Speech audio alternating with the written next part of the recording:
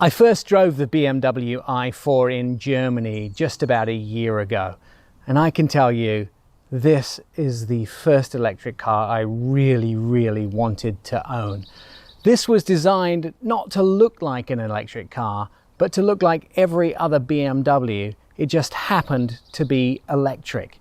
If you weren't quite sure because you thought electric cars were beaten with the ugly stick, this might happen to be the electric car that you should have in your driveway. Let's be honest, BMW has created quite a few problems with categories of cars. The i4 is not a sedan. It's not a coupe because it doesn't have two doors, although some would argue that you can have a four-door coupe. And it's not a hatchback because it doesn't have a parcel shelf that lifts out. But it is very sexy. Now there's a couple of things that is a giveaway on this vehicle that tells you that it's an electric BMW. First of all, because it doesn't have an ICE engine, it doesn't need cooling, so the grille is sealed. Second of all, there is blue around the BMW logo. It comes with 2 or 3 different options. This vehicle has a range between 250-ish and 300 miles, depending on the configurations that you get. Apart from that, this vehicle is pretty straightforward for ordering. The bad news is, it's so popular, you might be waiting well over a year. Enough of the bad news. Here is more good news.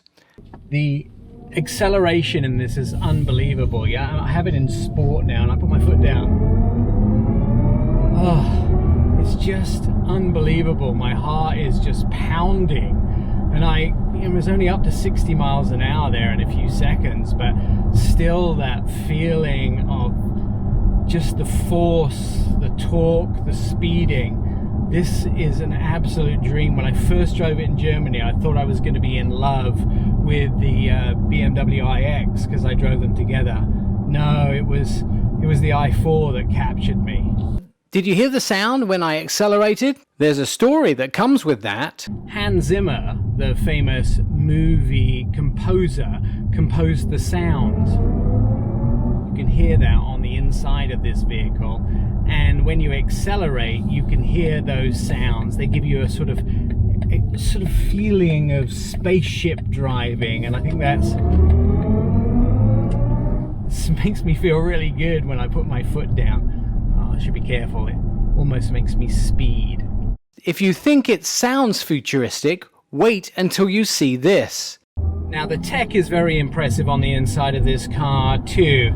This large screen that goes across the dash is actually programmable. You can choose the panels on the screen, and that's very useful because each individual in the car can decide how they want the vehicle set up. So you can choose which panels are most important to you. Yes, that's right, the BBC World Service happens to be something that I like as one of my panels. But if you like certain panels to be available, you choose them, you delete them, you put them where you want them. And I like that customization on the interior.